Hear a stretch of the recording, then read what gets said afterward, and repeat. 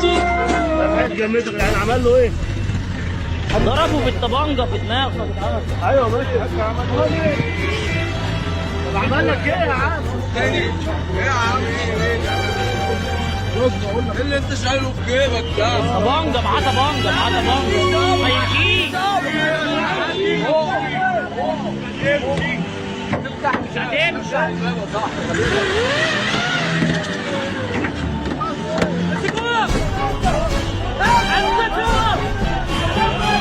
السلام عليكم. مهندس اسمه عبد الله، عنده 35 سنة، شغال في شركة توكيل عربيات بيجو في اسكندرية، وتحديدا في منطقة كرموز. طالع من شغله في يوم عادي جدا زي أي يوم، خلص شغله في الشركة حوالي الساعة 5:15 ونزل علشان مروح، لكن للأسف قابل واحد في الشارع وصوب عليه 7 طلقات من مسدس. وقع المهندس جثة هامدة على الأرض. الناس اتلمت وشافت المجرم اللي قتله، اللي لابس جلابية زرقاء، وواضح جدا في الفيديو.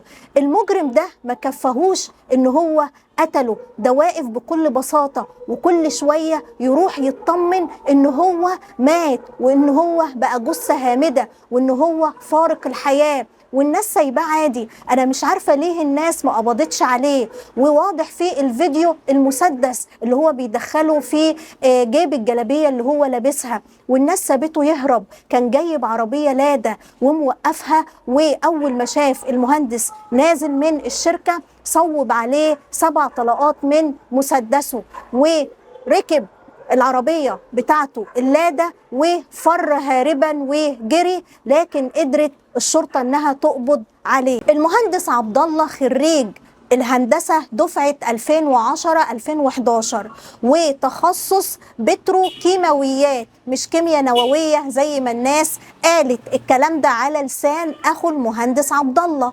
المهندس عبد الله عنده حوالي 35 سنة، متزوج وعنده طفلين، واحد عنده 5 سنين والتاني لسه مولود ما بقالوش شهرين. المجرم أو الجاني اسمه السيد رضا، زميل المهندس عبد الله في كلية الهندسة، وكانوا أصحاب وزمايل.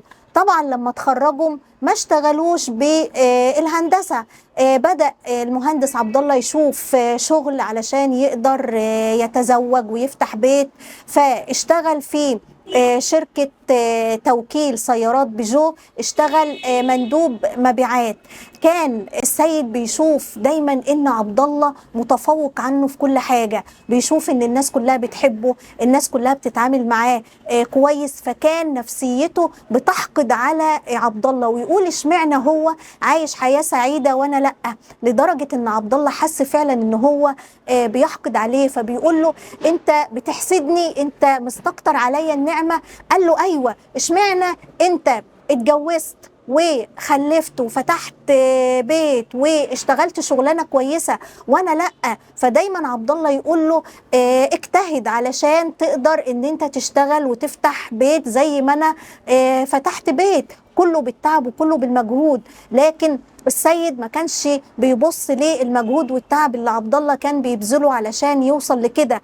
قال له انت مراتك اللي هي زوجته الحاليه، زوجة المهندس عبد الله، استنت عبد الله 5 سنين لحد ما اتخرج وقدر ان هو يكون نفسه ويتجوز. يعني ما اتجوزش بسهوله، بالعكس ده قعد فتره طويله جدا على ما قدر يكون نفسه. فدايما كان بيبص المجرم السيد لعبد الله ان حياته مستقره وهو لا، لكن عبد الله كان بيكبر دماغه. لما كان بيحتاج منه اي حاجه كان ما بيبخلش عليه. لما كان السيد بيطلب من عبد الله فلوس كان بيديله. لو والد السيد طرده من البيت كان عبد الله بيبيته عنده. كان دايما السيد يقول له انت بتجيب احسن لبس وبتجيب لبس من ماركات معروفة، كان بيديله من اللبس اللي عنده سواء قمصان او بناطيل علشان يحسسوا ان هو اخوه وان مفيش فرق بينهم.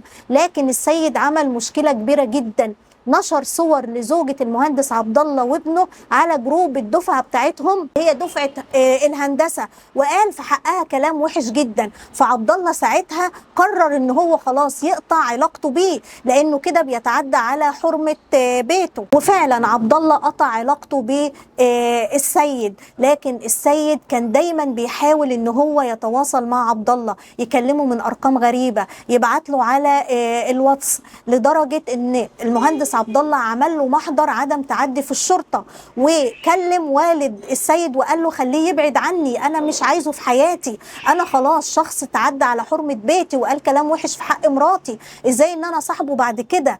فالكلام ده حصل من سنة، وفعلا اتقطعت العلاقة ما بين السيد وما بين عبد الله، والكلام ده على لسان اخو الضحية، اخو المهندس عبد الله. لكن السيد كان بيحاول ان هو يتواصل مع عبد الله باي صورة من الصور، وكان بيتكلموا من ارقام غريبة. ومن اسبوع راح السيد لوالدة المهندس عبد الله وسأل عليه وقال لها هو فين عبد الله، انا عايزه عشان اصالحه، عايزه عشان اتكلم معاه، عايزه عشان ابارك له على ابنه. يعني هو كان متابع اخباره وعارف ان عبد الله خلف طفل من شهرين. فوالدته قالت له عبد الله مسافر القاهرة وماهوش هنا. فالسيد برضو مهمتش، ما كنش، لا ده حاول ان هو يقابل عبد الله باي صورة من الصور. طبعا عبد الله كان مانع خالص التليفونات، مانع خالص التواصل. فعمل ايه بقى السيد علشان يقدر يقابل عبد الله ويصالحه؟ ادعى ان هو مندوب شركة شحن، واتصل على عبد الله وقال له ده انت ليك هدية ومدفوعة الاجر، وقابل مندوب الشحن علشان تاخد الهدية بتاعتك. فلما عبد الله كلم زوجته وقال لها ده فيه كذا كذا وعايزيني علشان اخد هدية مبعوتالي ومدفوعة الاجر، فقالت له لا ما تروحش، ليكون السيد هو اللي ورا القصة دي. فقال لها انا هروح، يمكن ده رزق لابننا اللي لسه مولود. فقالت له خلاص قابله في مكان مفتوح ومكان زحمة يبقى فيه ناس كتير، كانت خايفة على جوزها. وفعلا لما وقف يستنى مندوب الشحن اتفاجئ ان اللي جاي السيد واخوه اللي اسمه ابراهيم، وجايب معاه تورته. وابراهيم ده ما كانش بيكلم اخوه السيد من تصرفاته برضه، لكن ابراهيم قال للمهندس عبد الله ده اخويا السيد اتغير، وهو ما عادش هيسبب لك اي اذى، وانت صاحبه الوحيد، وانت اللي بتقف جنبه، وانت اللي بتساعده، فيا ريت تصالحه، وجايب لك تورته علشان يبارك لك على مولودك الجديد. لكن المهندس عبد الله قال له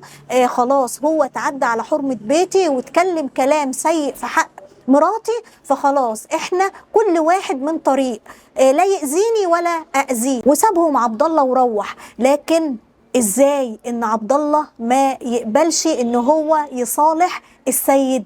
السيد حطها في قلبه وأصرها في قلبه. الكلام ده من أسبوع قبل حدوث الواقعة. فسيد خطط ودبر وقرر ان هو يسافر الصعيد ويشتري من هناك طبنجة او مسدس. الكلام ده على لسان زوجة المهندس عبد الله، ان وكيل النيابة هو اللي قال لها ان السيد اشترى الطبنجة اللي كانت سلاح الجريمة من الصعيد، وأجر عربية لادا وتوجه بيها في يوم الواقعة، واستنى المهندس عبد الله لحد ما خلص شغله في الشركة. ولما نزل توجه إليه وضربه 7 طلقات، 7 طلقات، منهم طلقة جت في موبايل المهندس عبد الله وهشمته تماما، لدرجة ان الشرطة لقت صعوبة انهم يطلعوا الشريحة بتاعة الموبايل. كل ده ليه؟ كل ده علشان شخص مريض بمرض النفس، مش مرض نفسي، امراض النفس زي الغل والحقد والكراهيه، وان هو مستكتر الحياه على المهندس عبد الله ودايما باصص له في حياته، وازاي ان هو عايش حياه حلوه وانا مش عايش الحياه دي، ازاي هو شغال شغلانه حلوه وانا مش شغال، ازاي هو متجوز وعنده اسره واطفال وانا لا.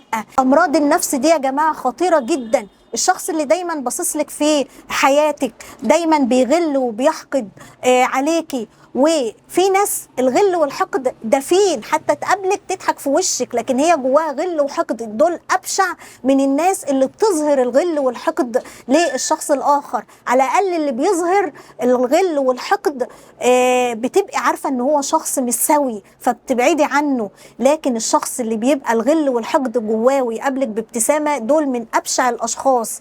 فالناس كتيره مرضى بامراض الغل والحقد، لكن ان الغل والحقد يسيطر على تفكيره ويسيطر على عقله ويخليه يقدم على جريمة بشعة زي دي، وان هو يقتله ب7 طلقات ويحوم حوالين الجثة بتاعت المهندس عبد الله بعد ما وقع على الارض عشان يتأكد ان هو مات فعلا. ودايما كان يقول له انا مريض نفسي، انا كنت رحت مستشفى الامراض النفسيه قبل كده. الكلام ده بقاله 13 سنه. يعني كان بيهدده تهديد غير مباشر ان هو لو عمل في المهندس عبد الله اي حاجه مش هيتحبس ولا هيتشنق. فالسيد قتل المهندس عبد الله مع سبق الاصرار والترصد وهو في كامل قواه العقليه. ده دبر وخطط وسافر الصعيد واشترى طبنجه وأجر عربية لادا وراح استناه قدام الشركة لحد ما خلص شغله ونزل وهو حاسس بالأمان، نازل عايز يرجع بيته، عايز يحس بالدفء مع مراته وولاده. لكن للأسف السيد ما ادالوش الفرصة ان هو يتهنى بابنه الصغير اللي ما كملش شهرين. فأعوذ بالله من الغل والحقد والكراهية، وربنا يكفينا شر الناس الحقودة والغلوية، وربنا يرحم المهندس عبد الله ويصبر قلب أمه وزوجته عليه. ونختم ونقول اللهم اكفنا شر فواجع الأقدار وتبدل الأحوال. والسلام عليكم ورحمة الله وبركاته.